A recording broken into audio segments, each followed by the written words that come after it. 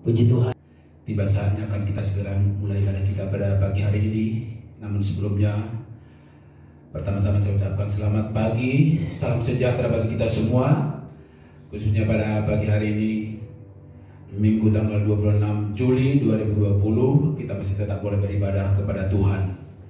Dan selamat pagi juga kami ucapkan bagi saudara-saudara sekalian, dimanapun saudara berada, di dalam kota, di luar kota. Biarlah seperti istilah yang dipakai, jauh di mata tetapi dekat di hati. Terutama kita dekat di dalam doa, saling mendoakan supaya situasi ini cepat selesai dan kita boleh kembali bersama-sama beribadah.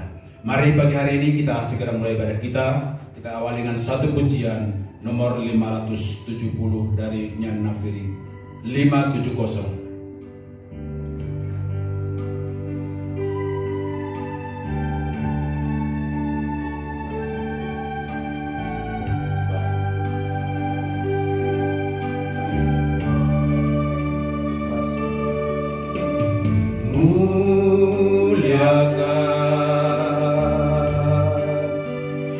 Yesus yang telah menang, Dia telah bangkit, maut telah dikalahkannya.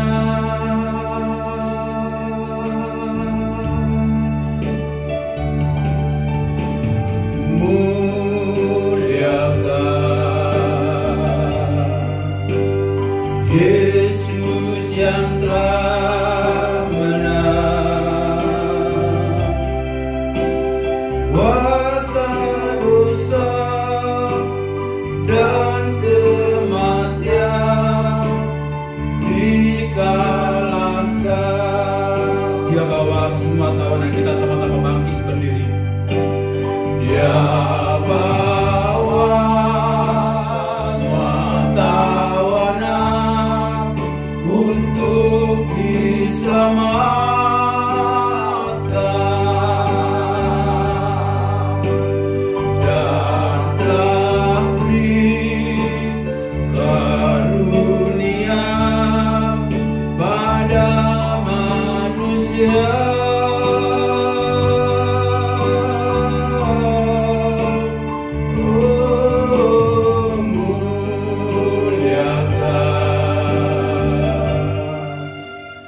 Yesus yang telah menang, Anak Allah, Tuhan kita, mempelai surga. Dia turun lebih rendah. Dia turun lebih rendah dari semuanya,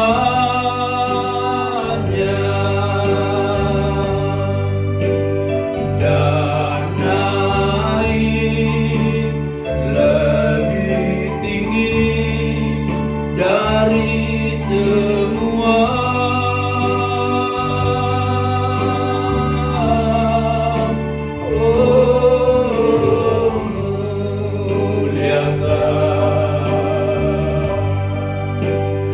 Yesus yang telah menang,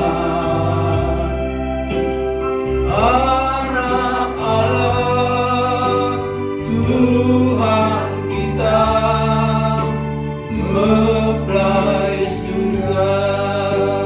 Mari kita sama-sama berdoa. Terima kasih Tuhan, kami persembahkan kepada Engkau pada pagi hari yang indah ini. Tuhan, kami dapat merasakan betapa besarnya kasih-Mu Tuhan, betapa besarnya anugerah dan rahmat-Mu bagi kami pagi hari ini.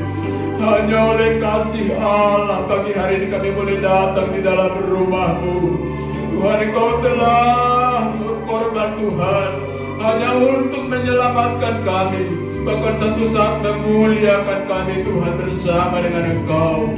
Namun sebelum semua itu terjadi Tuhan, Selama kami masih ada di bumi yang penuh dosa ini, di bumi yang penuh kejahatan ini Tuhan, kami mau Tuhan, kami rindu dipisahkan dari dosa, kami rindu dipisahkan dari kejahatan, supaya kami dapat memuliakan nama-Mu Tuhan. Terima kasih Tuhan, terima kasih.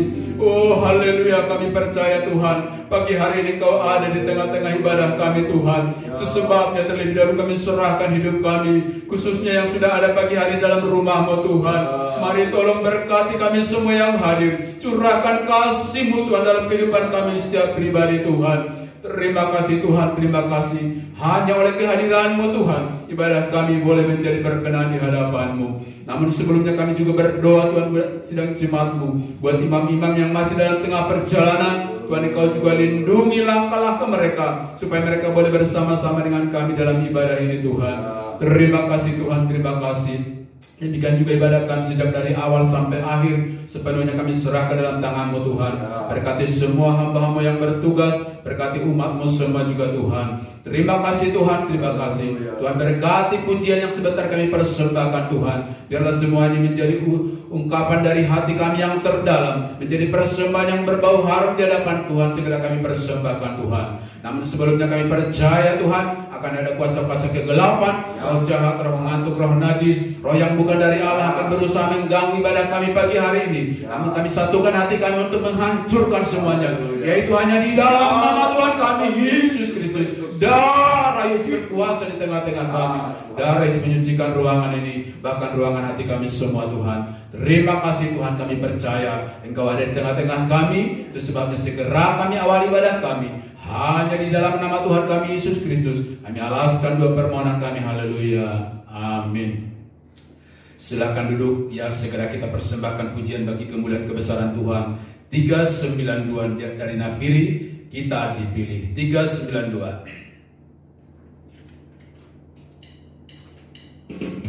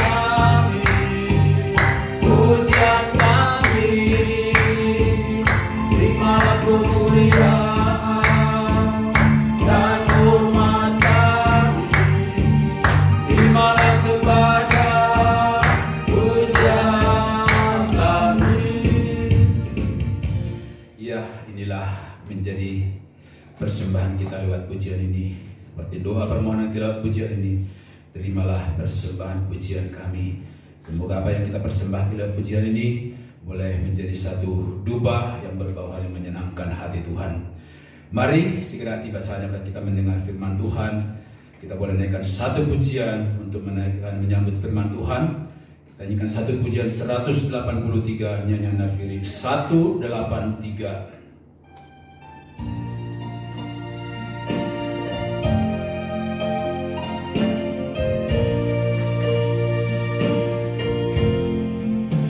Jiwaku haus akan kasih-Mu.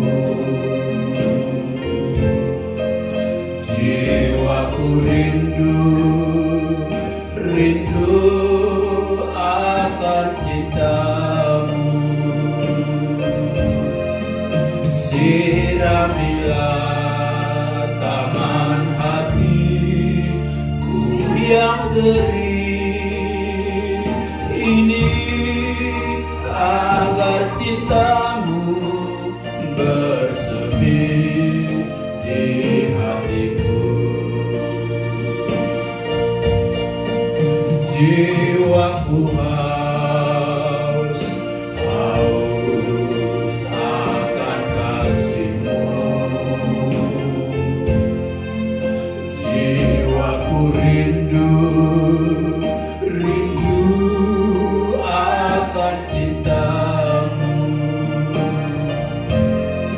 Siramilah taman hatiku yang kering ini, agar cinta-Mu bersemi di hatiku. Oh Yesus kekasihku, hanyalah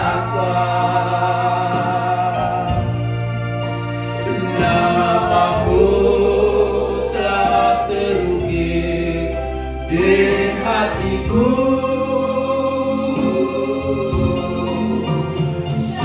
Seumur hidupku hanya bagi-Mu, Yesus.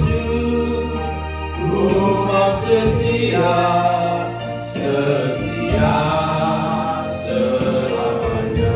Kami serahkan kepada Bapak Gembala. Oh Yesus kekasihku, hanyalah Kau. Nama-Mu telah terukir di hatiku.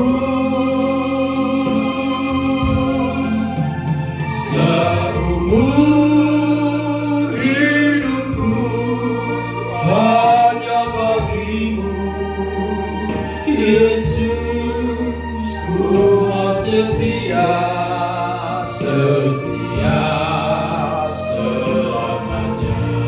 Bersama kita tundukkan kepala. Inilah satu kerinduan kami Tuhan. Sebelum Engkau datang kali yang kedua, biar kami tetap setia mengikuti jejak-Mu Tuhan, melalui proses jalan kematian, juga di dalam jalan kebangkitan, agar satu waktu kami akan dipermuliakan bersama dengan Engkau ya Tuhan. Itu sebabnya tolonglah kami sekalian, seluruh umat ketebusan-Mu, kami setia mengikuti Engkau sampai Kau datang kali yang kedua. Terima kasih Tuhan, terima kasih. Pada pagi hari ini kami menyerahkan ibadah kami ke dalam tangan-Mu. Biarlah Engkau Imam besar hadir di tengah-tengah kami, dimanapun umat-Mu berada. Tuhan, Engkau tetap menyertai kami sekalian. Baik mereka yang bisa hadir di dalam rumah-Mu, mungkin mereka tidak bisa hadir oleh karena sesuatu hal, tetap kami menyerahkan di dalam tangan kemurahan-Mu. Biar Engkau tetap menolong dan menyertai. Yang lemah imannya kuatkan, yang sakit Engkau sembuhkan, yang berbagai persoalan dihadapi mereka, Kiranya Tuhan memberikan jalan keluar kepada mereka. Terima kasih Tuhan. Inilah doa dan seruan kami. Sebelum kami mendengarkan firman-Mu, kami sadar sebagai manusia kami banyak ditandai kesalahan, kekurangan, kelemahan. Mari Tuhan lebih dahulu Engkau sucikan terutama meja-meja loh hati kami. Dan biar Engkau perdamaikan kami dengan kuasa korban-Mu, agar kami layak dan berkenan di hadapan Engkau. Terima kasih Tuhan. Hamba-Mu tidak tahu apa yang merupakan kebutuhan biji mata-Mu, tetapi Engkau Imam besar tahu persis apa yang menjadi kebutuhan rohani kami. Biar kiranya Engkau penuhkan pagi hari ini apa yang menjadi kebutuhan rohani kami. Taruhkan firman di dalam lidah hati hamba-Mu. Tuhan hamba sampaikan kepada seluruh sidang jemaat-Mu. Terima kasih Tuhan. Terpujilah nama-Mu saat ini sampai selama. Di mana juga kami saat mendengar firman, kami tahu iblis tidak pernah lengah ingin mengganggu kami. Oleh sebab itu izinkan kami bersama seluruh sidang jemaat-Mu untuk memanggil nama-Mu yang penuh kuasa, mengusir, menghancurkan segala pekerjaan setan, roh-roh jahat, roh najis. Kami tolak dan kami tingking di dalam nama Tuhan Yesus Kristus. Kami perintahkan Engkau pergi keluar. Darah Tuhan menghancurkannya. Terima kasih Tuhan. Terpujilah nama-Mu saat ini sampai selalu. Hamba alaskan doa permohonan ini dalam nama Tuhan Yesus Kristus. Kami sudah berdoa dan mengucap syukur. Haleluya. Amin. Shalom. Selamat pagi semua. Saya bersama keluarga tidak lupa menyampaikan sekali lagi selamat pagi. Kiranya Tuhan memberkati ibadah kita pada pagi hari ini. Oleh sebab itu mari kita siapkan hati kita untuk mendengarkan firman Tuhan. Baik yang Anda bisa datang ke rumah Tuhan, bahkan mungkin belum bisa di dalam rumah Tuhan datang, tapi tetap kiranya Tuhan menolong menyertai semuanya. Mari segera kita siapkan hati kita untuk mendengarkan firman Tuhan yang merupakan kebutuhan rohani kita. Kita tetap akan melanjutkan di dalam pemberitaan firman Tuhan studi kita, terutama dalam Injil Matius pasal yang ke-10 ini. Kita akan melihat bagian yang ke-9, yaitu suatu pengakuan yang tertinggi, yaitu Matius 10 ayat 32 sampai 33. Mari kita perhatikan. Ini perkara yang besar yang ke-9 yang perlu kita perhatikan. Silakan dibacakan ayat 32 sampai 33. Setiap orang yang mengakui aku di depan manusia, setiap orang yang mengakui aku di depan manusia atau di hadapan manusia, aku juga akan mengakuinya di depan Bapakku yang di surga. Maka Yesus sendiri berkata, aku akan mengakui dia di hadapan Bapakku yang di surga. Terus, tetapi barang siapa menyangkal aku di depan manusia, aku juga akan menyangkalnya di depan Bapakku yang di surga. Puji Tuhan. Jadi ini perkara yang besar yang ke-9 yang Tuhan nyatakan kepada khususnya pada 12 murid itu. Sehingga dia berkata di sana suatu pengakuan yang tertinggi. Jadi di sini ada satu pengakuan. Lawan daripada pengakuan itu disebut juga nanti penyangkalan. Jadi kita melihat ada dua hal. Kalau tidak manusia itu mengaku, yang menyangkal. Tapi Tuhan berkata di sini adalah suatu pengakuan yang tinggi. Setiap orang yang mengakui aku di depan manusia, aku juga akan mengakui di depan Bapa yang di surga. Jadi ini pengakuan. Jadi ini suatu pengakuan yang tertinggi. Ini yang Tuhan sangat dambakan. Setiap pribadi mengaku pribadi Tuhan itu. Sebab kalau kita mengaku dikatakan, nanti kita diakui di hadapan Tuhan, di depan Bapaknya. Tapi kalau kita tidak mengakui, suatu waktu pun Tuhan tidak mengakui kita. Tapi kalau kita menyangkal, nanti Tuhan juga menyangkal kehidupan kita. Mari kita lihat sebuah kisah. Seorang namanya Petrus memberikan satu pengakuan yang sangat tinggi. Ya, kalau Tuhan Yesus berkata kepada mereka, dia bertanya kepada murid-murid pertama kali. Ada 2 kali Tuhan nanti bertanya.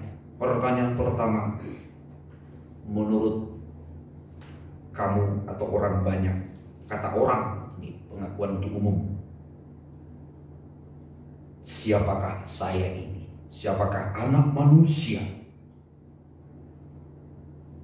Yang pertama, ada yang mengatakan nanti dia adalah salah seorang, namanya dia dikatakan Nabi Yohanes. Yang kedua, ada yang mengatakan Nabi Elia. Dan yang ketiga, ada yang mengatakan Yeremia atau adalah salah seorang nabi-nabi.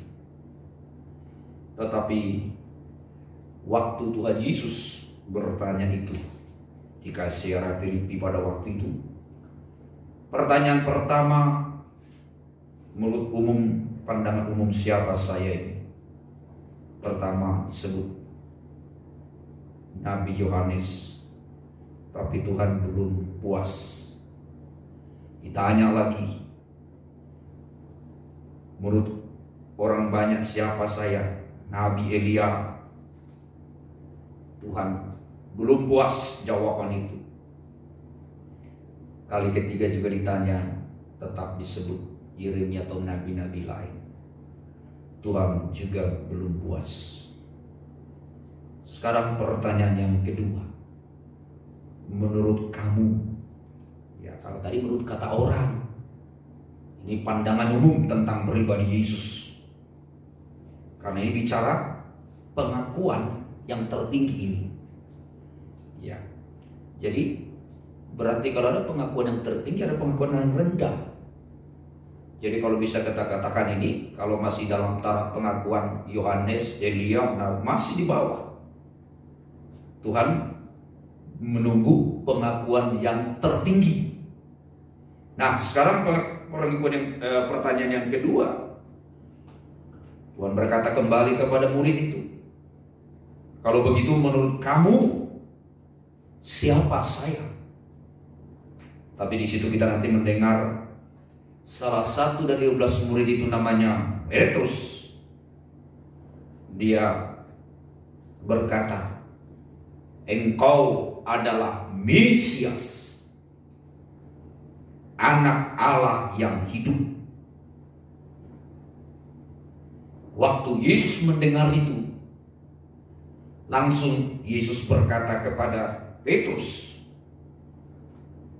berbahagialah engkau Petrus, sebab bukan manusia yang memberitahukan itu kepadamu, melainkan Bapa-Ku yang di surga. Ini karena ini pengakuan yang tertinggi, yang sangat dinantikan oleh Tuhan. Sebab kalau kamu mengaku di depan manusia, aku pun mengakui, kita diakui di hadapan Bapa. Dan kedua, Tuhan berkata, engkau Petrus, akan kudirikan jemaatku di atas batu karang ini. Karena namanya nanti Petrus itu artinya Petra, itulah batu karang. Ini Tuhan berjanji akan kudirikan jemaatku di atas batu karang ini. Ya, jadi ini adalah dasar daripada bangunan rohani kita di atas batu karang. Sebab nanti ada 2 dasar, ya, satu di atas batu karang, satu di atas pasir. Kemudian nanti kita mendengar ini dua-dua saling membangun. Yang berkata pertama nanti mendengar firman dan melakukan itu, sama dengan mendirikan rumah di atas batu karang.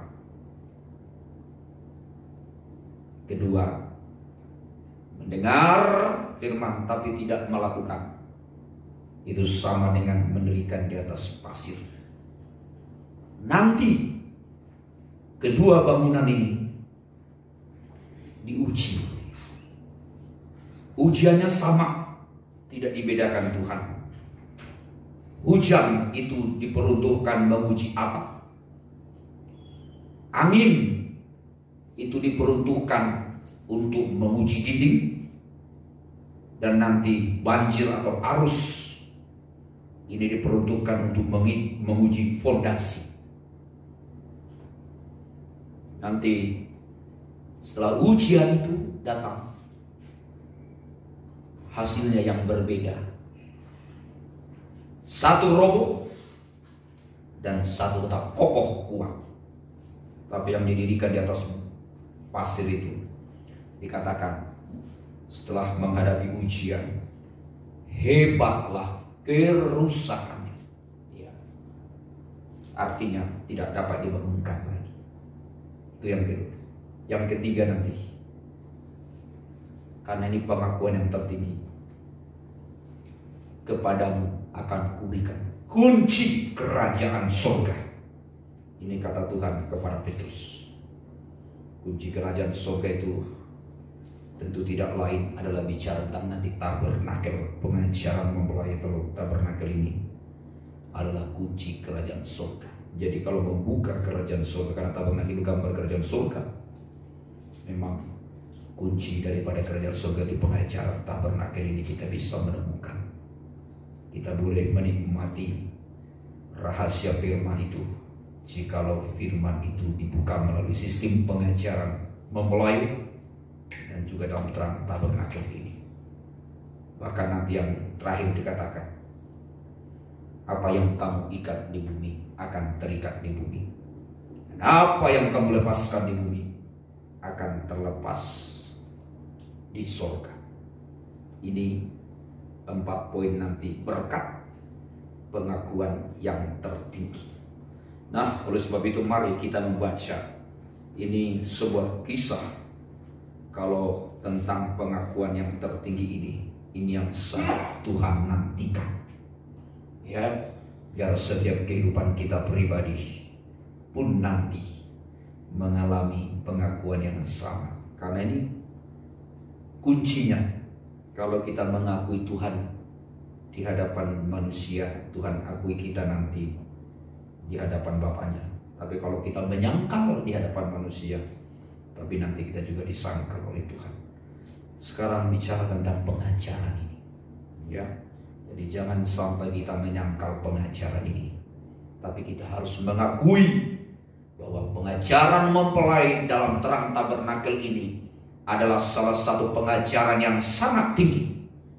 Pengajaran kebenaran, pengajaran kesucian, dan yang ketiga nanti disebut pengajaran kesempurnaan. Inilah pengajaran yang sangat tertinggi, dan ini harus kita akui di hadapan manusia juga nanti, supaya Tuhan mengakui kita di hadapan Tuhan, di hadapan Bapaknya. Silakan kita membaca kisah ini, tentu tidak asing bagi kita. Di dalam Matius 16 ayat 13 nanti sampai ayat yang ke-20, di dalam susunan terang tabernakel ini adalah terkena meja roti sajian. Tentu Anda tahu meja roti sajian adalah alat yang ada di dalam ruangan suci. Meja roti sajian itu berbicara tentang persekutuan kita dengan firman pengajaran. Sementara meja itu gambar hati saya dan Anda. Sementara roti 2 tersusun 6 sebelah, 6 juga sebelah, itu bicara tentang firman Allah, firman pengajaran, juga nanti disertai perjamuan kudus. Ini yang harus kita hargai. Jadi di dalam meja roh hati kita hari-hari ini harus tersimpan firman Allah. Ya, ini salah satu persekutuan kita dengan Tuhan melalui pengajaran ini. Juga nanti juga dengan korbannya. Oleh sebab itu mari kita siapkan hati kita untuk mengakui bahwa Yesus itu pribadi yang tertinggi, terutama lewat pengajaran ini nanti. Tidak cukup hanya di bawah, itulah Yohanes, Elia, maupun disebut nabi lain Yeremia, tetapi nanti yang tertinggi anak Allah itu menuju nanti Yesus sebagai mempelai laki-laki yang segera datang. Mari, inilah artinya Matius 16 ini terkena meja roti sajian persekutuan kita dengan Tuhan melalui pengajaran ini. Mari kita siapkan hati kita benar-benar menerima pengajaran pagi hari ini. Silakan. Pengakuan Petrus. Ya, pengakuan Petrus ini pengakuan yang tertinggi. Silakan. Setelah Yesus tiba di daerah Kaisarea Filipi, Ya, berada Tuhan ini di Kaisarea Filipi. Ya, Filipi ini adalah salah satu jemaat, ya, termasuk di Asia Kecil. Di sini kita melihat dalam susunan tabernakel memang suratan Filipi ini terkena pelita emas. Tentu tahu kalau namanya pelita itu bisa bercahaya, dia melalui pukulan, gembelengan, bahkan dipanaskan dengan api. Tapi supaya nanti terbentuk sebuah pelita yang bisa menerangi dalam kegelapan.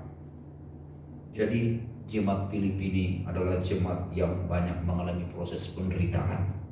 Tapi untuk memang bercahaya harus mengalami penderitaan, itu bagian digembleng, juga berbagai proses. Nah, di sini Yesus berada. Sesudah Yesus tiba di daerah Kaisarea Filipi, terus ia bertanya kepada murid-muridnya. ya, dia bertanya kepada murid, terus Kata orang, siapakah anak manusia itu? Nah, ini. Jadi pertanyaan pertama Tuhan sampaikan kepada murid-murid ini. Kata orang, menurut kata orang, ini bicara tentang pendapat umum. Ya. Jadi kata orang, ini bicara pendapat umum.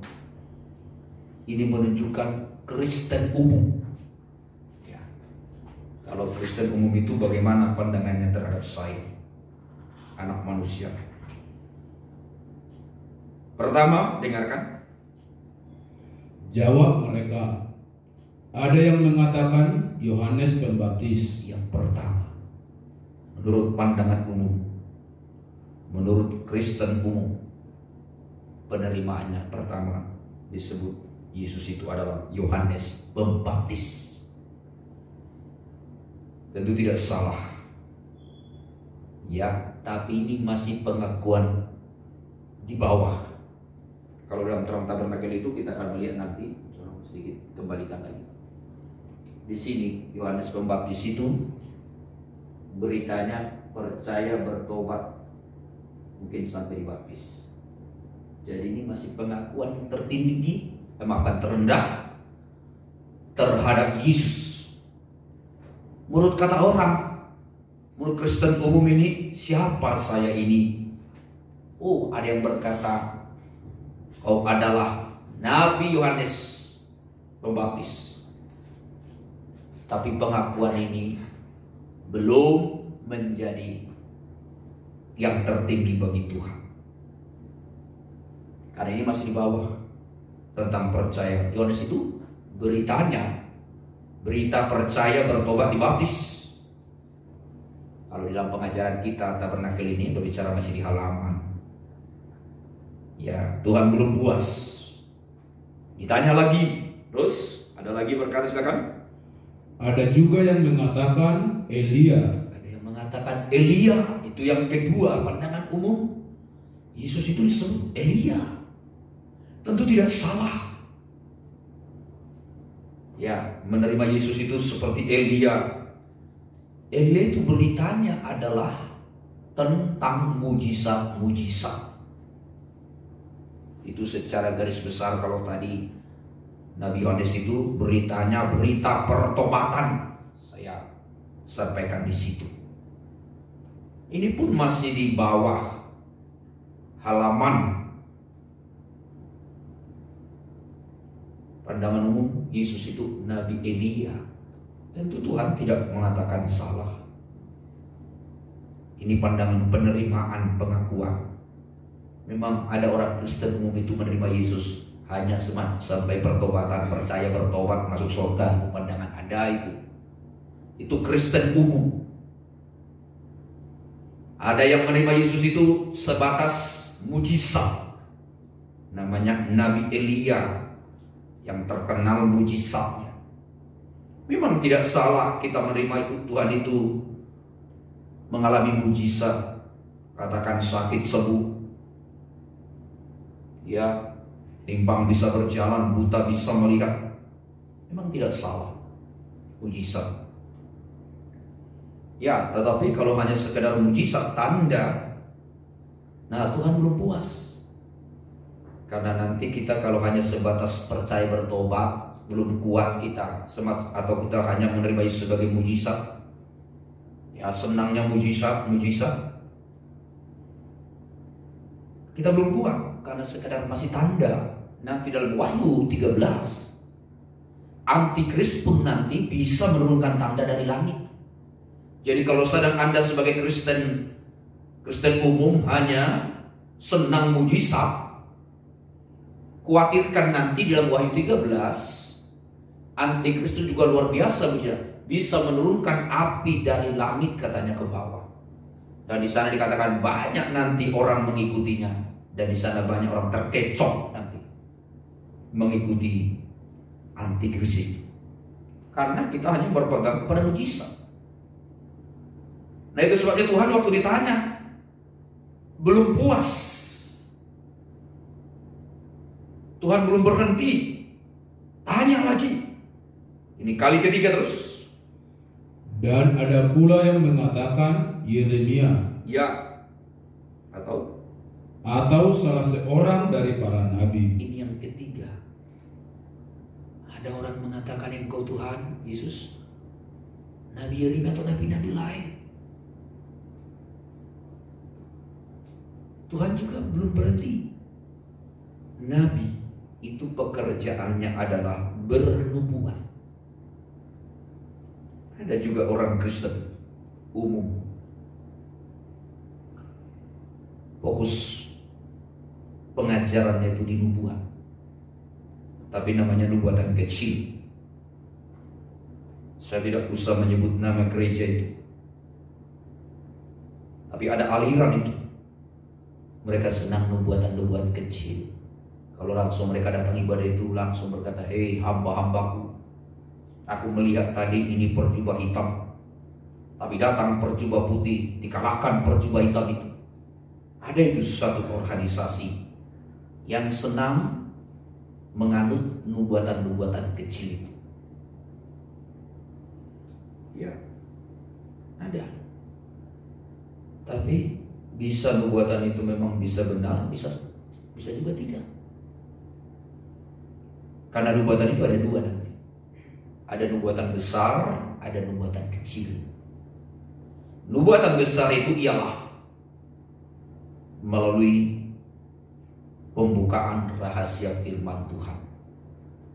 Jadi kalau firman Tuhan itu dibukakan dalam ibadah itu, yaitu namanya pembukaan rahasia, itu namanya disebut nubuatan yang besar. Dan itu sering juga kita nanti mendengar setelah habis mendengar firman, menyembah, menerima perjamuan kudus, ada juga nubuatan kecil. Jadi nubuatan besar itu melalui pembukaan rahasia firman Tuhan. Yang kedua ada nubuatan kecil. Itulah firman Tuhan tadi yang didengar itu disetir lagi di dalam nubuatan kecil itu. Jadi nubuatan besar dan nubuatan kecil itu memang harus satu. Kalau katakan firman ini tadi bicara hamba Tuhan menyampaikan tentang kasih, tentu nanti nubuatan kecil di dalam saat penyembahan itu tidak akan lari dari nubuatan besar tadi yang disampaikan oleh seorang hamba Tuhan itu. Kalau di sini bicara kasih, kan pasti nanti ada kaitan di dalam nubuatan kecil itu adalah tentang kasih Tuhan. Sebab itu satu kesatuan. Tidak bisa beda itu. Kalau beda berarti bukan nubuatan benar itu. Bisa dari diri sendiri atau bisa dari setan, bisa. Jadi ada satu gereja memang suka nubuatan-nubuatan kecil itu. Ya tapi itu hak masing-masing. Tapi Tuhan bilang di sini belum puas. Jadi kalau kita hanya berpegang hanya firman nubuatan, apalagi nubuatan kecil, kalau yang besar mungkin ya di sini belum itu merupakan suatu pengakuan yang tertinggi. Nah, 3 hal ini Tuhan belum puas kepada orang banyak tentang pengakuan orang banyak. Sekarang kali kedua Tuhan bertanya. Silakan. Lalu Yesus bertanya kepada mereka. Nah, ini kali kedua, ada 2 kali Tuhan bertanya. Pertanyaan pertama 1 dan 2 dan 3 sudah dengarkan. Tapi belum memuaskan hati Tuhan. Kenapa? Tuhan mendambakan pengakuan yang Matius 10 ayat 32 tadi. Kalau kamu mengaku aku di hadapan manusia, aku pun akan mengakui kamu di hadapan Bapa. Ini terutama pengakuan terhadap pengajaran. Ya, ini Tuhan dambakan. Nah, sekarang pengakuan yang kedua ini Tuhan bertanya kembali. Silakan. Lalu Yesus bertanya kepada mereka, tetapi apa katamu? Siapakah aku ini? Sama. Kalau tadi kepada kata orang, siapa saya anak manusia ini? Mereka sudah jelaskan, oh pandanganmu begini-begini. Oke, Tuhan tidak menyalahkan pandangan ini. Tidak salah menerima Yesus seperti Yohanes dalam sistem pertobatan. Memang itu awal. Mujizat juga tidak salah. Nubuatan-nubuatan pun tidak salah.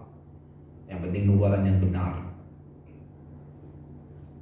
Sekarang tiba saatnya kali kedua Tuhan bertanya, menurut kamu, ya, coba diulang, ditekankan bagian kedua ini. Ini penting sekali. Ini pengakuan yang sangat dinantikan Tuhan.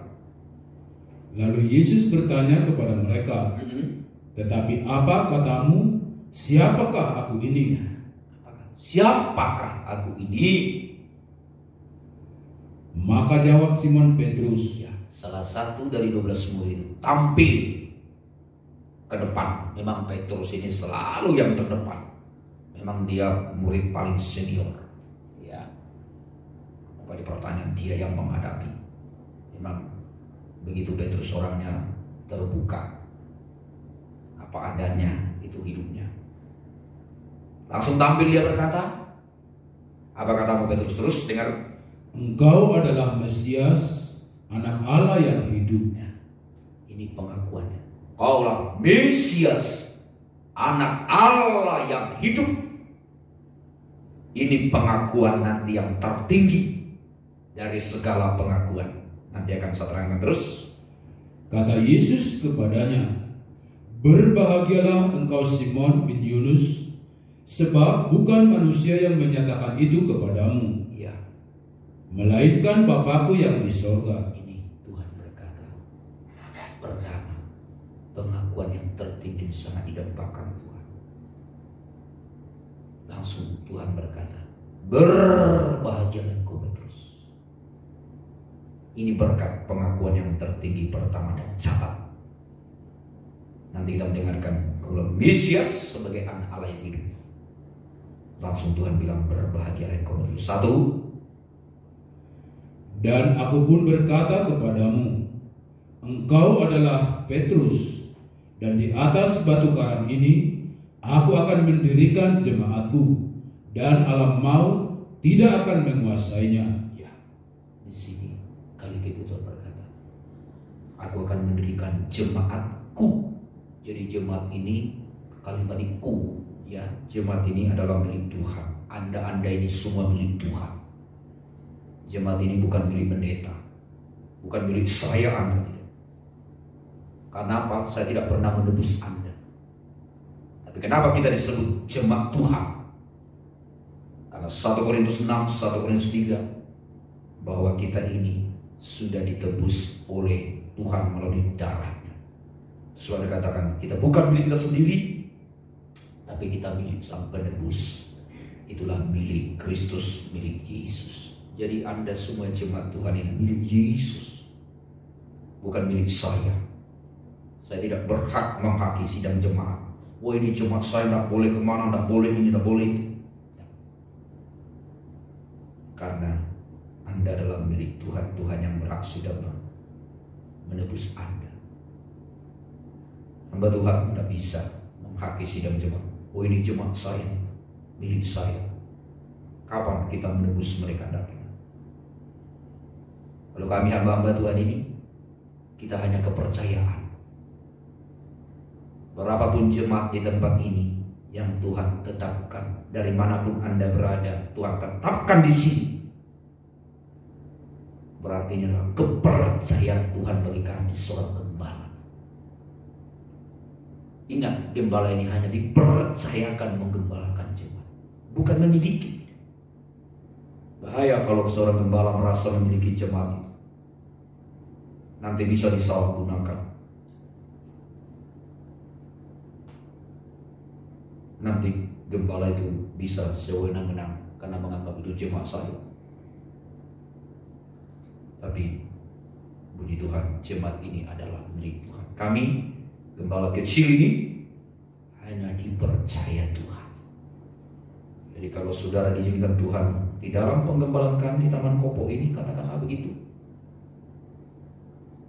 Berarti ya ini hanya kepercayaan Tuhan bagi kami. Tapi ingat, Anda tetap milik Tuhan. Manusia pendeta manapun tidak bisa menghakimi Anda, melarang-larang, katakan begitu. Tidak bisa, karena Tuhan Anda adalah milik Tuhan.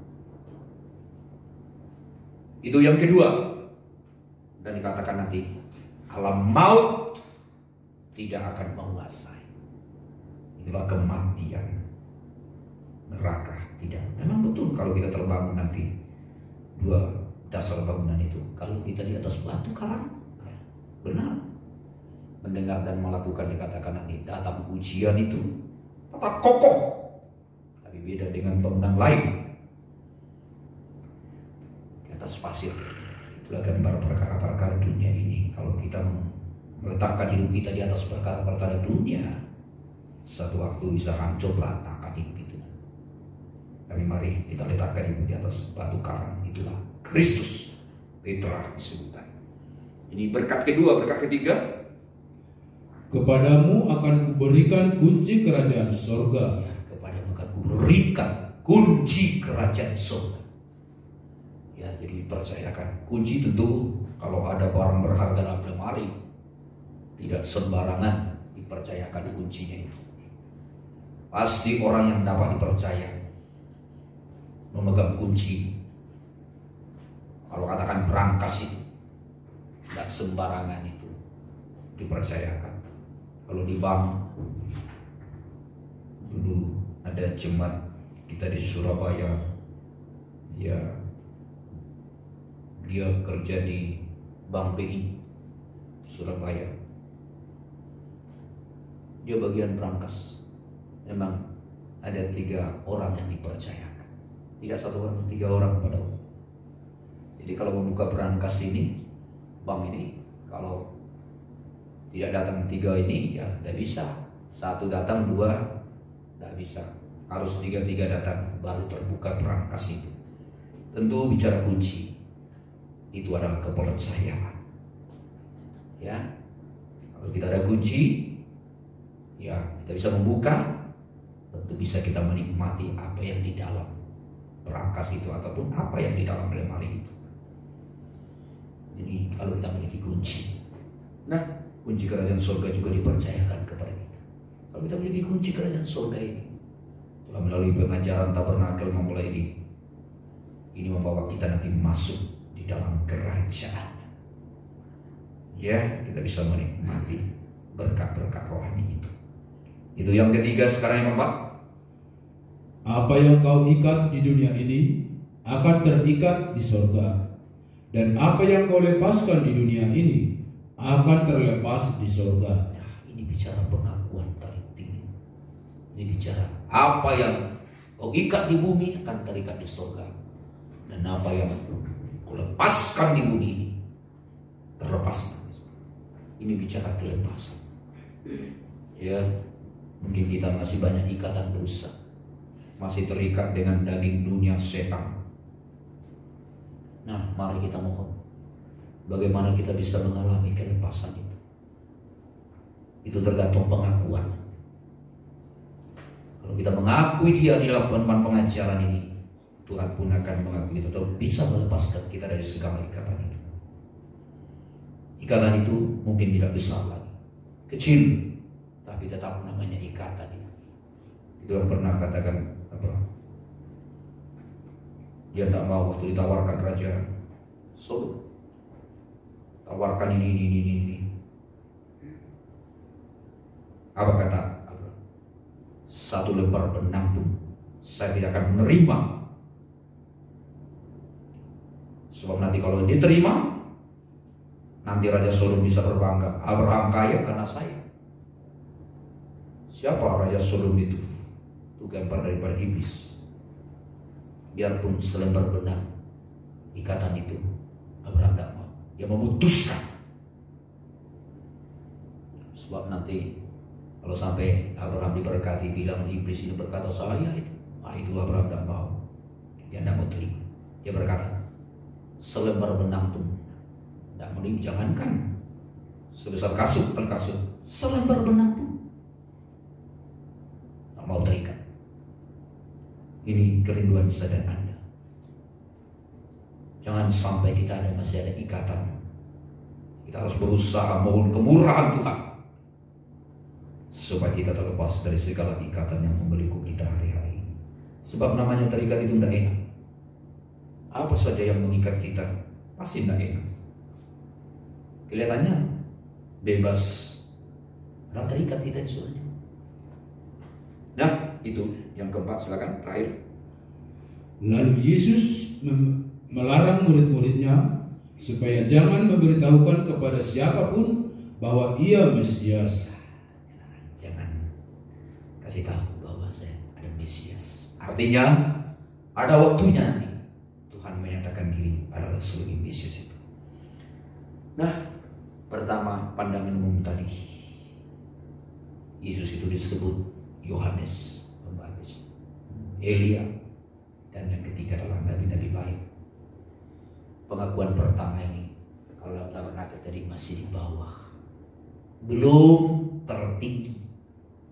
Semua ini masih berada di halaman ini.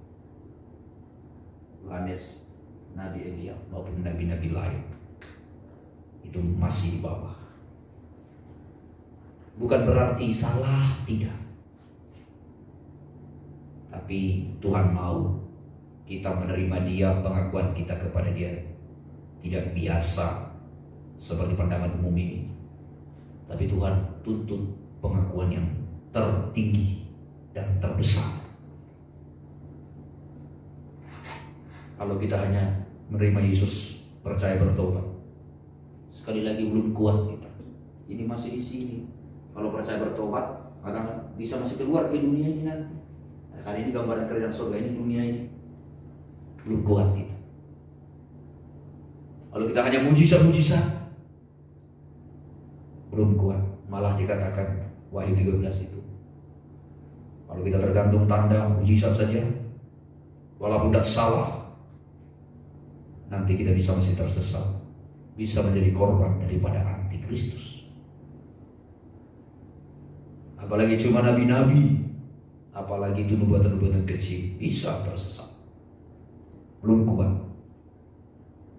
Nah, Tuhan mendambakan pengakuan yang sangat tinggi, ya. Jadi tidak hanya percaya bertobat dibaptis cukup, tidak. Tuhan ingin lebih meningkat pengakuan itu. Di mana itu? Coba disebut tadi ayat 16. Kembali dibaca ayat 16 ini, pengakuan yang tertinggi. Perhatikan. Maka jawab Simon Petrus, Engkau adalah Mesias, Anak Allah yang hidup. Ya, terima kasih. Ini pengakuan yang tertinggi. Engkau adalah Mesias, Anak Allah yang hidup. Langsung Tuhan stop, tidak lagi bertanya. Kenapa? Ini puncak yang tertinggi soal pengakuan itu. Mesias itu artinya Kristus. Perhatikan ya. Mesias itu artinya Kristus. Kristus itu artinya yang diurapi.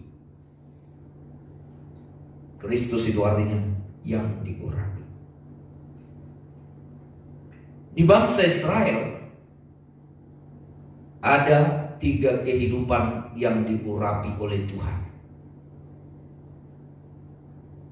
Nomor 1, seorang raja.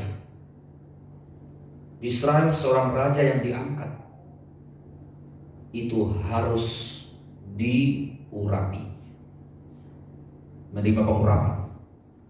Saul diurapi, walaupun dia diurapi dari buli-buli tanah. Saul lengser, Daud menggantikannya. Daud diurapi lewat minyak urapan dari tanduk itu. Jadi inilah salah satu syarat menjadi seorang raja. Penetapan seorang raja itu di tengah-tengah bangsa Israel dulu harus diurapi melalui minyak urapan. Baru seorang raja itu sah dalam pengangkatan itu kalau dia mendapat urapan. Pernah satu kali Samuel hampir salah menuangkan urapan itu, minyak urapan itu. Isai punya anak, ada 9 kalau tidak salah, tapi 7 ada Daud itu nanti ke-7. Waktu dia masuk ke rumah Isai, karena ini Saul sudah dilengserkan, mau diganti lagi namanya Daud, digantikan raja kedua. Tapi waktu Samuel masuk ke rumah daripada Isai, dia melihat dari anak pertama, kedua, ketiga begitu tinggi besar. Wah, ini dia. Dia hampir menuangkan minyak urapan itu. Tetapi Roh Kudus bicara, Tuhan bicara, "Hei, jangan engkau memandang manusia." Karena dia tinggi besar, wah cocok ini. Karena Tuhan sudah menolak Saul yang tinggi besar. Tapi Tuhan bukan melihat apa yang di luar, tapi Tuhan melihat apa yang di hati. Akhirnya jadi. Bertanya kembali Samuel kepada kepada Isai, "Masih adakah anakmu?" "Masih ada, yang bungsu." "Di mana dia?" "Menggembala, dia sedang menggembala." "Panggil dia." "Kita tidak akan makan sebelum dia hadir." Disuruh utusan memanggil Daud. Waktu dia melihat Daud, walaupun perawakan kecil, tapi wajahnya memang menawan, matanya tajam, langsung Roh Kudus berkata, "Itu dia, urapilah dia." Kemudian selesai Raja Saul, sekarang Daud yang naik, minyak urapan itu dituangkan. Disitulah mulai sah Raja Daud menjadi raja, memimpin bangsa Israel, dan juga dia di sana diurapi oleh Roh Kudus. Ya, jadi pengurapan itu melalui Roh Kudus. Jadi salah satu seorang raja itu, ya mungkin satu saja kita melihat di dalam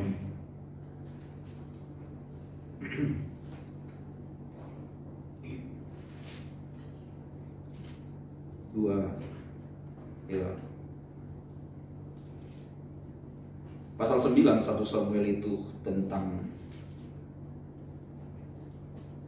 Raja Saul pertama kali diurapi. Sana dikatakan gitu kan,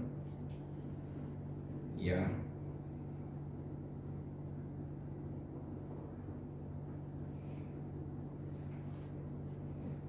Itu tentang Saul. Ya.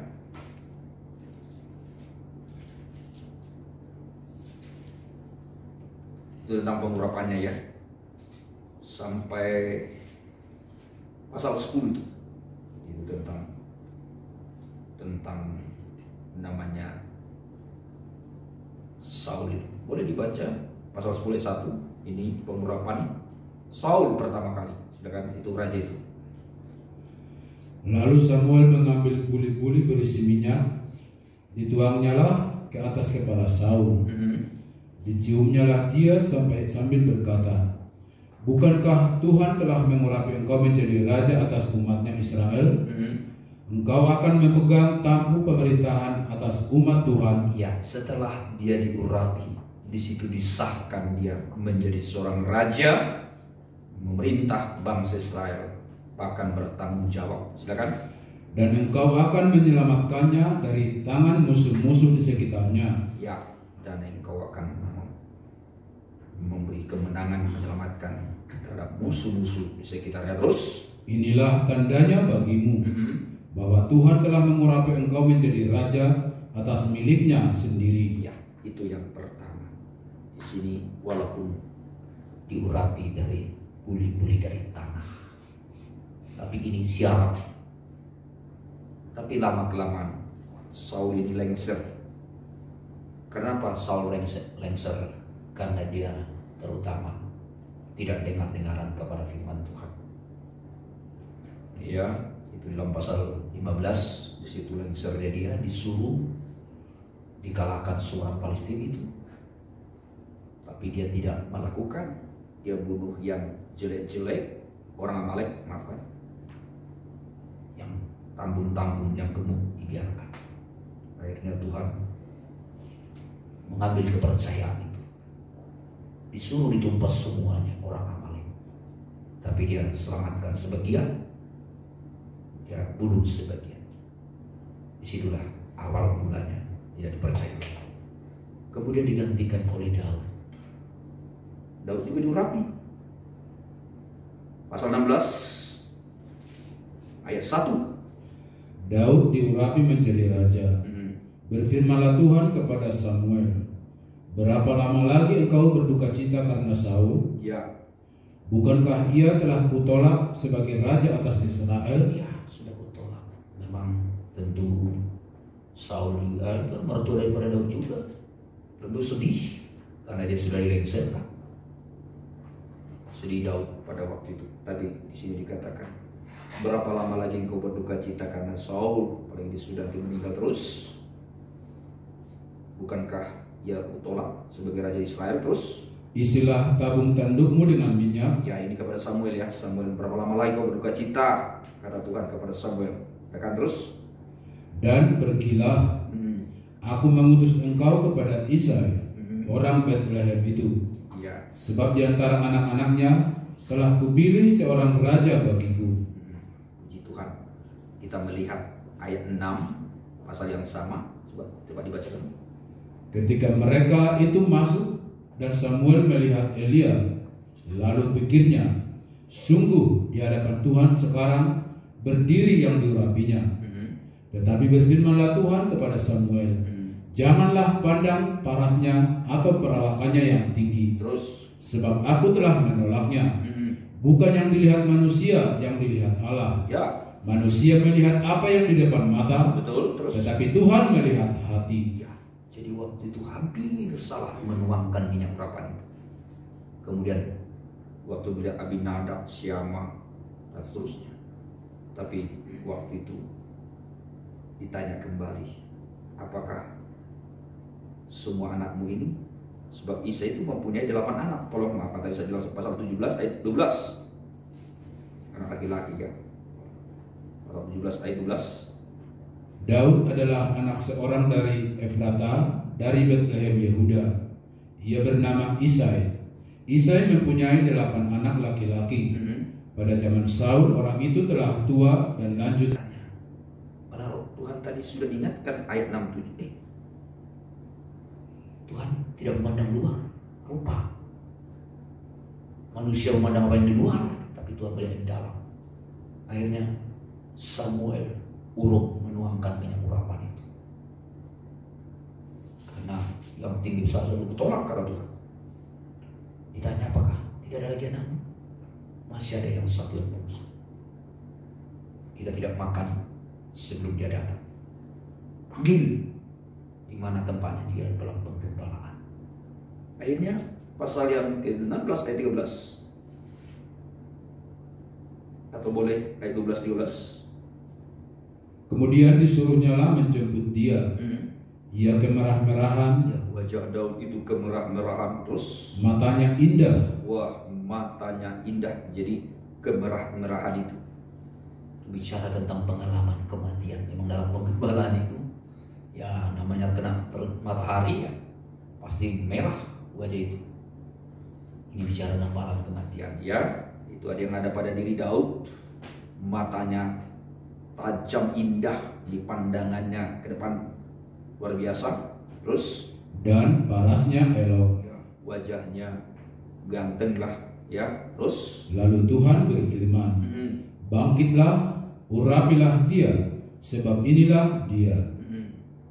Samuel mengambil tabung tanduk yang berisi minyak itu dan mengurapi Daud di tengah-tengah saudara-saudaranya. Sejak hari itu dan seterusnya berkuasalah roh Tuhan atas Daud. Lalu berangkatlah Samuel menuju Rama. Puji Tuhan. Jadi ini salah satu arti dari Mesias yang diurapi artinya Kristus. Ya, ada 3 kehidupan yang diurapi dengan tengah bangsa. Salah satu raja, mengangkat seorang raja itu harus ditabiskan itu, diurapi dengan minyak. Ada yang dari beli tanah tadi, ada juga dari tabung, tanduk dari tabung itu yang kepada Daud. Bahkan yang lain. Ini adalah salah satu syarat. Yang kedua, yang diurapi itu imam besar atau imam-imam. Tentu dalam Keluaran 29. Nah, boleh baca itu nanti. Karena kita ini bukan Bible study, ini minggu. Jadi secara singkat, yang diurapi yang kedua adalah imam besar ataupun imam.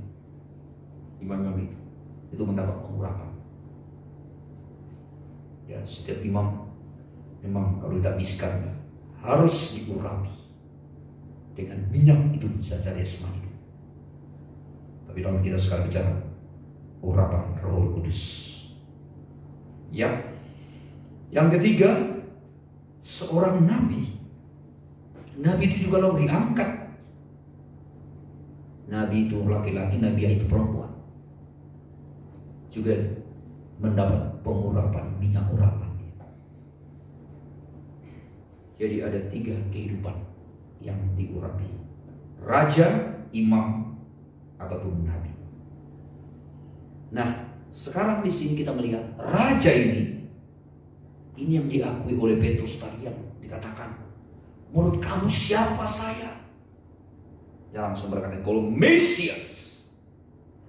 Mesias itu artinya Kristus atau yang diurapi, ataupun yang Mesias artinya Kristus. Kristus itu artinya diurapi. Yang diurapi tadi ada 3 tingkatan bahasa Israel. Raja. Ini menunjukkan Yesus adalah sebagai raja. Kalau dalam Matius itu dia menulis dalam Injil itu disebut namanya Injil Matius. Ini pernah bilang Yesus sebagai raja. Ini yang diterima, ini yang diakui, ini pengakuan tertinggi. Raja di dalam kehidupan itu. Yang kedua, imam. Imam itu atau imam besar itu menunjukkan nanti pribadi Yesus. Dalam Injil Markus dia adalah sebagai hamba. Ini diterima pengakuan. Dan yang ketiga, nabi. Ini menunjukkan Yesus sebagai anak manusia yang menderita. Itu dalam Injil Lukas. Nah, yang terakhir, engkaulah Mesias, anak Allah yang hidup. Ini menunjuk Yesus anak Allah itu diceritakan oleh Injil Yohanes. Nah, Raja, Imam, Nabi, dan Anak Allah yang hidup. Ini menunjuk Yesus sebagai mempelai laki-laki. Itu dalam Injil Matius ataupun dalam Injil, 4 Injil itu menunjukkan, menampilkan Yesus adalah sebagai mempelai laki-laki.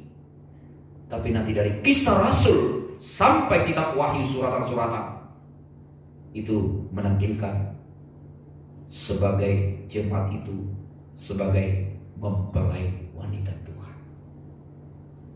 Jadi di sini kalau sampai Petrus kalau Mesias, berarti itu menyangkut raja, imam, dan nabi. Itu menunjukkan Yesus sebagai raja, hamba, anak manusia dalam penderitaannya. Tapi yang terakhir bilang anak Allah, itulah Yesus sebagai anak Allah. Dituliskan oleh Injil Yohanes. Itu yang namanya memberikan keubahan. Air menjadi anggur. Itu bekerja Yesus sebagai anak Allah. Jadi kalau saya simpulkan 4 penampilan Yesus dalam sifat tabiatnya, raja, hamba, anak manusia, dan sebagai anak Allah, itu menunjukkan Yesus sebagai kepala ataupun sebagai mempelai laki-laki, dan nanti kita adalah sebagai mempelai wanitanya dari Kisah Rasul sampai kitab Wahyu. Ini yang Tuhan bilang, pengakuan yang tertinggi. Bukan hanya menerima Yesus sebagai juru selamat, percaya bertobat, Nabi Yohanes. Menerima Yesus sebagai Elia, mujizat-mujizat, belum pengakuan tertinggi. Apalagi nabi-nabi, nubuatan-nubuatan kecil, belum pengakuan. Tapi setelah, menurut kamu siapa saya? Engkaulah Mesias. Mesias itu dengan artinya adalah Kristus yang diurapi, menyangkut 3 hal: raja, imam, dan nabi. Terakhir waktu berkata, kau anak Allah yang hidup. Ini menunjuk pribadi Yesus sebagai mempelai laki-laki yang segera datang. Ini yang kita terima dalam kehidupan kita. Bukan hanya di bawah, percaya bertobat, dibaptis, tidak salah, itu awal. Tapi harus nanti sampai ke atas, menerima dia sebagai mempelai laki-laki. Itu pengakuan yang tertinggi. Akhirnya Tuhan berkata, 1, berbahagialah engkau Petrus, sebab bukan manusia memberitahukan kepadamu, tapi Bapakku yang di surga. Jadi kalau kita bisa menerima Yesus sebagai mempelai laki-laki, bukan Yesus juru selamat saja sebagai tabib atau sebagai mujizat, tidak berhenti, harus tertinggi ini, menerima Yesus sebagai mempelai laki-laki dalam Mesias itu yang diurapi itu sampai anak Allah, terutama nanti memberi keubahan. Berbahagia engkau. Jadi kalau kita bisa menerima Yesus sebagai mempelai laki-laki yang akan datang, kita adalah mempelai wanita, kita bahagia. Kedua, di atas batu karang ini akan kudirikan jemaatku, dan alam maut tidak menguasai. Ini jemaat itu kalau berdiri di atas batu karang. Siapa batu karang? Itulah Kristus. Sebabnya dalam Matius 7, tidak usah kita baca, ada 2. Matius 6 atau Matius 7 ya, ada 2 dasar. Mendengar dan melakukan, itu sama dengan kita membangun rumah rohani kita. Itu mendirikan di atas batu karang. Hujan nanti datang, angin, bahkan banjir, kita kokoh. Hujan dan kerorok najisat. Hujan itu tidak pilih bulu, dia turun kemana saja. Tapi kalau kita sudah mendengar itu tidak mampu merobohkan kita. Angin itu bicara, angin pengajaran palsu, itu pun tidak bisa merobohkan kita, karena dinding itu apa? Kalau kita persekutuan kita dengan Tuhan nyatu merapat, pengajaran palsu tidak bisa masuk. Dan yang ketiga, banjir. Itulah arus dunia di dalam Ibrani 2 ayat 1 dikatakan di sana. Atau Ibrani 12 ayat 1, saya ada lupa itu. Di sini ada arus bisa merobohkan pondasi. Tapi kalau kita mendengar melakukan, tidak ada yang bisa merobohkan kekuatan itu. Tapi kalau kita hanya mendengar tidak melakukan, dalam perumpamaan itu. Nanti ujian sama, nanti akan roboh dan tidak bisa terbangun. Sebab itu mari jemaat ini terima dia sebagai Yesus, sebagai mempelai laki-laki itu, supaya kuat kerohanian ini, bangunan rohani kita kuat. Tidak ada yang bisa merobohkan. Sebab itu kita mendengar firman dan melakukan itu sama dengan kita membangun rohani. Jadi Anda datang mendengar firman dan melakukan, Anda sama dengan. Yang ketiga, kepadamu kupercayakan kunci kerajaan surga. Wah, ini bicara kepercayaan. Kunci itu tidak sembarang dipercayakan. Di dalam Ibrani berkata, Tuhan ingin mempercayakan sesuatu kepada saya dan Anda. Apa saja? Kalau kita bisa dipercaya, Tuhan akan memberikan kunci. Itu terutama kunci kerajaan surga oleh pengajaran mempelai ini. Ya, kalau kita bisa menerima Yesus sebagai mempelai itu, bagikan kunci membawa kita masuk menjadi mempelai wanita. Dan yang keempat, apa yang kau ikat di bumi akan terikat di surga. Apa yang kau lepaskan di bumi akan terlepas di surga. Ini juga bicara tentang ikatan. Ikatan itu kecil besar harus dilepaskan dari kehidupan kita. Harus kita. Apa yang melepaskan? Pengajaran. Ya, jadi kita menerima Yesus sebagai mempelai lagi. Bagi mempelai. Sebab yang tertinggi mempelai laki-laki. Gereja ini nanti tidak disebut lagi gereja ABC, tidak. Cuma satu nanti kita ini mempelai laki-laki dan mempelai. Wahyu, mari kita baca 21. Kita disebut nanti gereja ini bukan lagi GPT, GBI, Protestan, tidak di surga ini. Itu soalnya penting kita mendengar pengajaran mempelai ini. Kita dengar Wahyu 21 disebut nanti gereja Tuhan itu. Ayat yang ke-9. Yerusalem yang baru. Inilah disebut nanti teruskan, saudara. Maka datanglah seorang dari ketujuh malaikat yang memegang ketujuh cawan, yang penuh dengan ketujuh malapetaka terakhir itu. Dengarkan ini. Lalu ia berkata kepadaku, katanya, marilah ke sini. Marilah ke sini. Aku akan menunjukkan kepadamu Ya. pengantin perempuan mempelai anak domba. Ya, ini disebut nanti gereja Tuhan disebut pengantin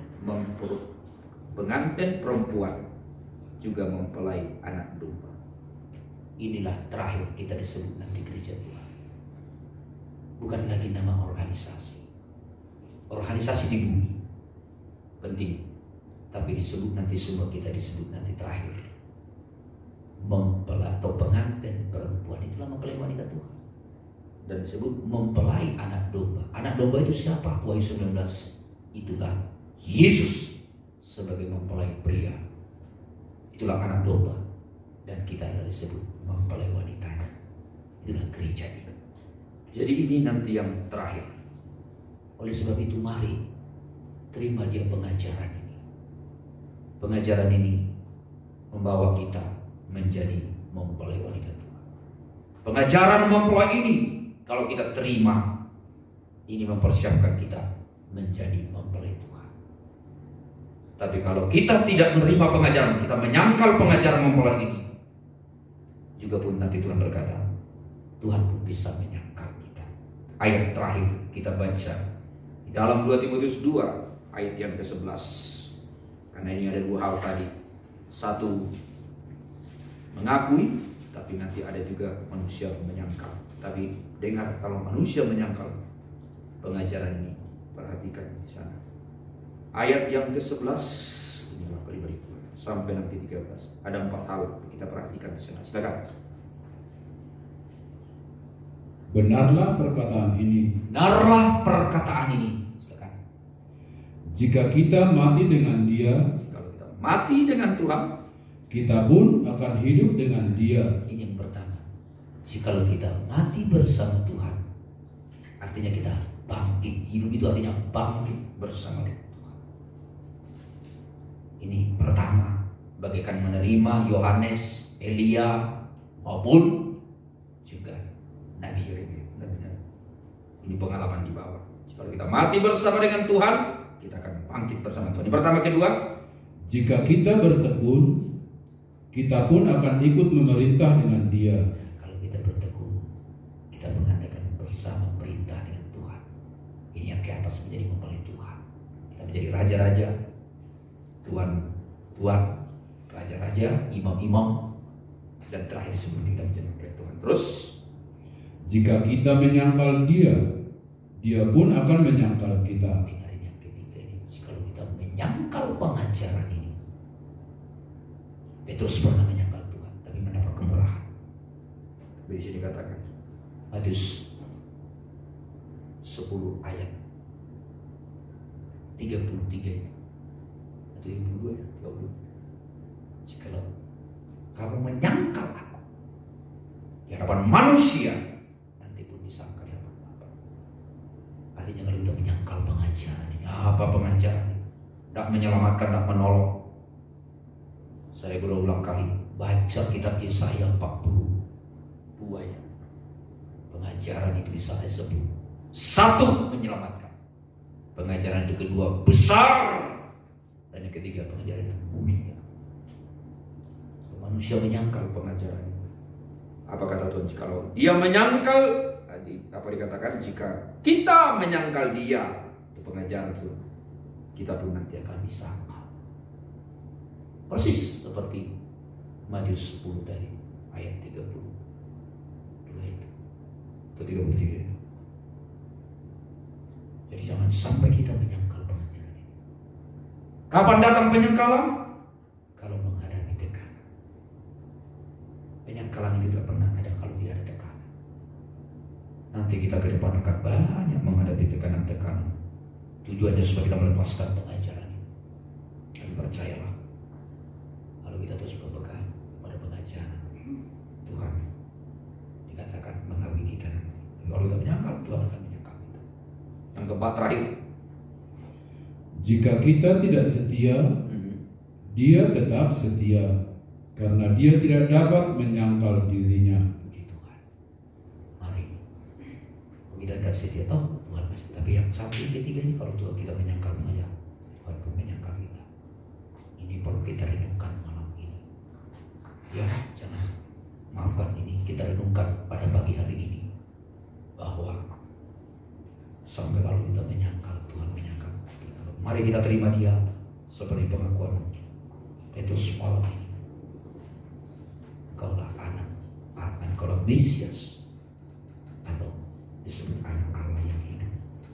Itu pengakuan yang tertinggi. Artinya menerima Yesus bukan hanya sebagai juru selamat, tabib, tetapi yang paling tertinggi menerima Yesus sebagai mempelai. Karena apa? Wahyu 21 tadi yang tertinggi sebut adalah, nanti kita sebut namanya, mempelai perempuan Tuhan, dan dia adalah mempelai anak domba. Ini terjadi pernikahan rohani. Jadi kesana arah kita sekarang. Oleh sebab itu ditutup dengan ayat ini. Kalau kita mati bersama Tuhan, kita pun akan bangkit. Kalau kita bertekun dalam pengajaran ini, kita pun nanti akan memerintah di dalam kerajaan yang bersama Dia. Dan yang ketiga, kalau kita menyangkal pengajaran, Tuhan pun menyangkal kita. Tapi kalau kita tidak setia, toh masih Tuhan setia kepada ini kemurahan.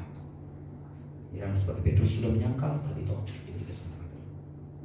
Pada pagi hari ini, mari kita renungkan. Tidak cukup mengaku hanya secara umum, tapi yang tertinggi mengaku Dia semua. Dan supaya kita bahagia, kita kuat iman kita, alam maut tidak menguasai kita nanti. Bahkan dari berdiri kepercayaan kunci kerajaan surga itu, dan kita terlepas segala ikatan-ikatan kita. Oleh sebab itu, mari kita agungkan Tuhan. Kita mengakui Dia pribadi yang besar. Kita nyanyikan pujian sementara kita akan mempersiapkan diri menerima korban Tuhan, termasuk Anda yang tidak bisa hadir dalam rumah Tuhan, di rumah-rumah menyediakan perjamuan kudus supaya kita menerima dengan sungguh. Kita menaikkan satu pujian 296, Dialah Tuhan. Boleh bait pertama, Dialah pencipta manusia menurut teladannya, dan nanti kita kornya berkali-kali kita masuk di dalam berdoa menggunakan perjamuan kudus. Sebentar, ya.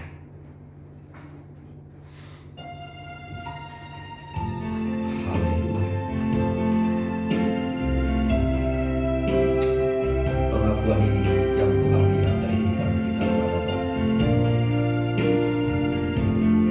Dalam pencipta manusia menurut teladan Allah, bahkan pencipta hidup ikan sempurna. Tetapi manusia jatuh sebab kebenaran dirinya terhilang dalam jurang kebinasaan. Oh, ya Tuhan,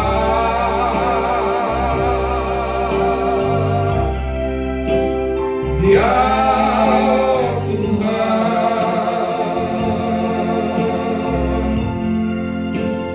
yang telah menerima sebab ya Tuhan.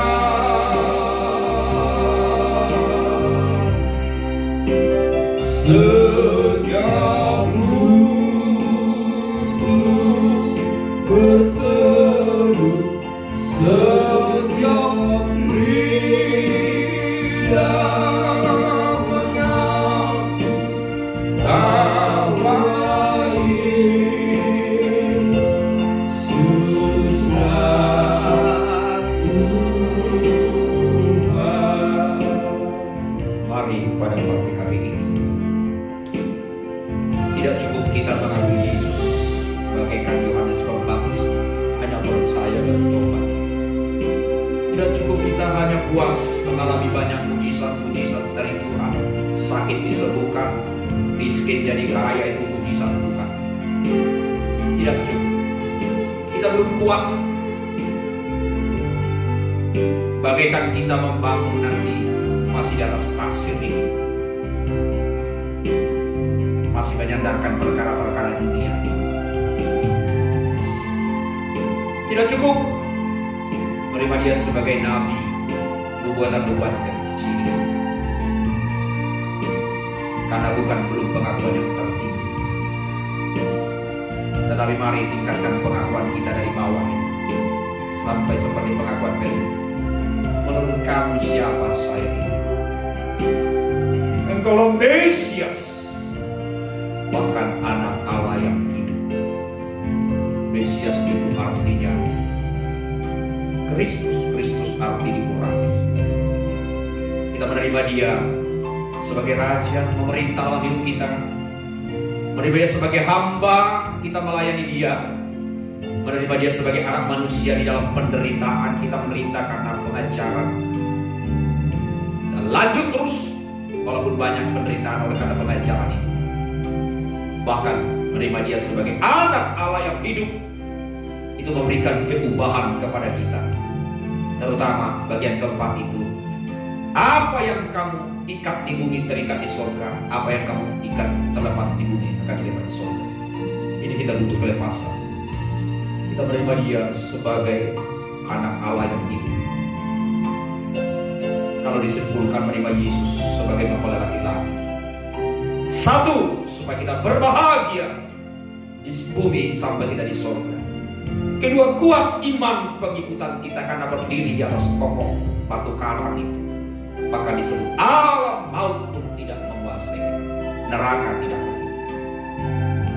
Bahkan kepada kita dipercayakan kunci kerajaan surga untuk kita masuk di dalam kerajaan dan terlepas dari segala ikatan-ikatan. Mari pagi hari ini, apa-apa yang belum terlepas, mungkin kita masih terikat. Ikatan itu mungkin tidak besar seperti sebesar tali kasut, mungkin seperti selembar benang, tapi tetap namanya ikatan. Mari pada pagi hari ini Kita yang tahu ikatan apa yang masih ada dalam diri. Tentu banyak ikatan, kecil besar. Nah, kita mohon kepada Tuhan, bagaimana pengakuan penerimaan kita itu menentukan kita lepas atau tidak. Biar kita belajar seperti Petrus mengakui dia sebagai mempelai laki-laki akan datang. Dia melepaskan kita dari segala ikatan. Pengakuan ini dalam Roma 10 berkata, kalau mulut mengaku, maka kamu diselamatkan. Yesus itu adalah Tuhan, maka kamu diselamatkan. Lewat mulut mengaku, hati percaya, kita diselamatkan. Bahkan yang terakhir, setiap orang yang berseru kepada Tuhan tidak dipermalukan, kata firman. Sebab itu mari, kalau kita mati bersama Tuhan, kita dibangkitkan. Kita berteguh dalam pengajaran, kita akan memerintah bersama di dalam kerajaan. Tapi kalau kita menyangkal Tuhan, kita disangkal. Kalau kita tidak setia hari-hari ini, Tuhan masih memberi kesempatan. Mari gunakan kesempatan ini. Sekali lagi, apa-apa yang belum terlepas, apa yang masih mengikat hidupmu, nikahmu, gereja ini, kita mohon dilepaskan Tuhan pada malam hari ini. Dia yang sudah mati, yang sudah mati, itu yang memberikan kelepasan kepada saya dan Anda. Mari kita mengangkat kehidupan. Kornya dialah Tuhan, dialah Tuhan. Ini suatu pengakuan kita kepada Tuhan pagi hari ini. Biar terjadi kelepasan itu. Dialah Tuhan, kornya saja. Sekali lagi kita masuk dalam penyembahan. Dialah Tuhan.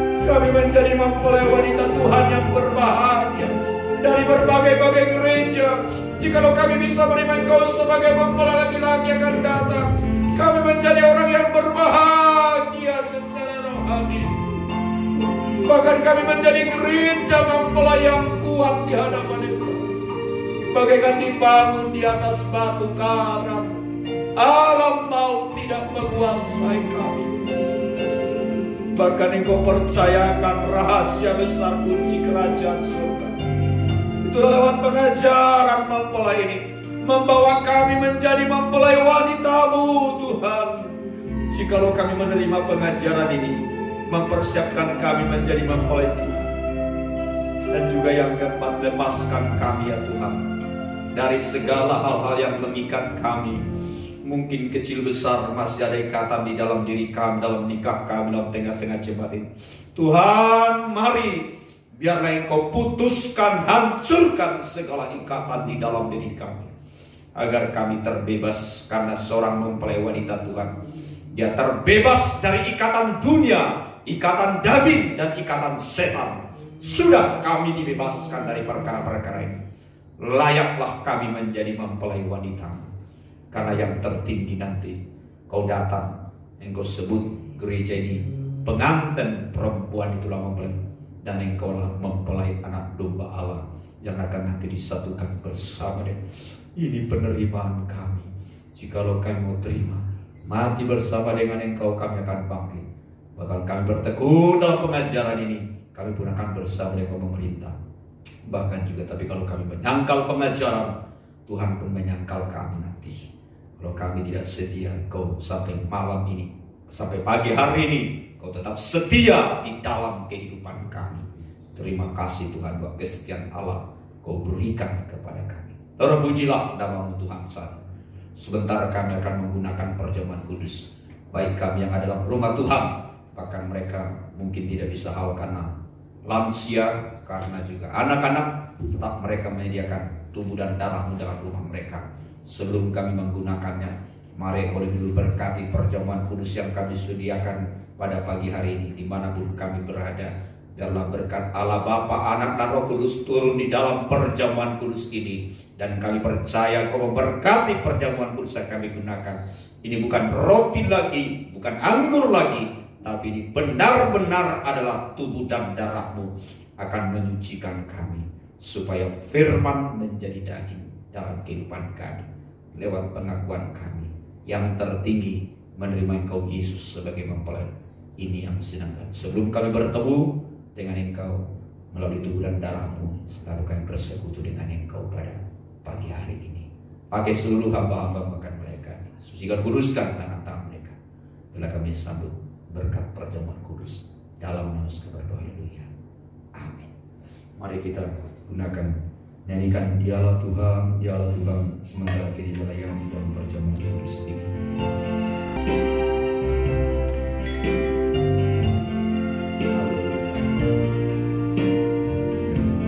Dialah Tuhan,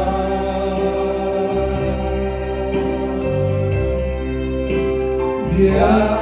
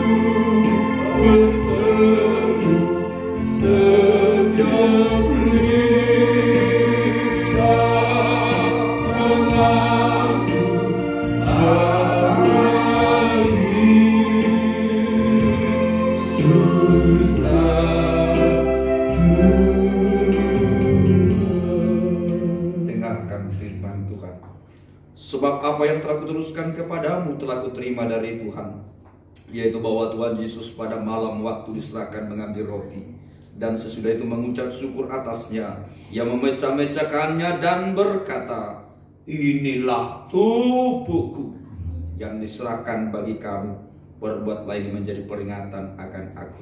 Bukankah roti yang kita pecah-pecahkan adalah persekutuan dengan tubuh Kristus?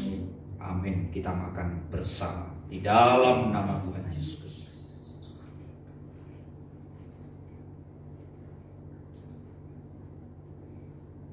Terima kasih Tuhan, terima kasih. Angkat dari lebih tinggi atas kepala kita.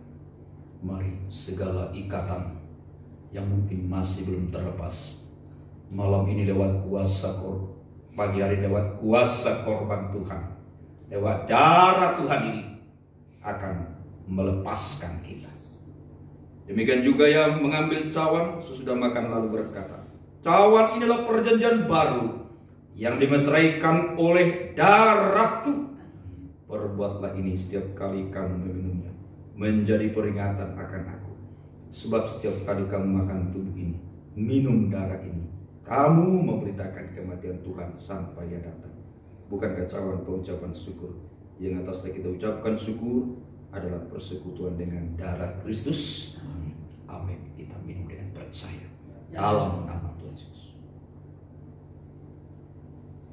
Mari biar instrumen memainkan jala Tuhan. Jala Tuhan, kita mengangkat tangan kita semua dimanapun kita berada. Kita datang berterima kasih menyembahkan. Nanti saya mohon Bapak Jos memimpin kita di dalam doa penyembahan.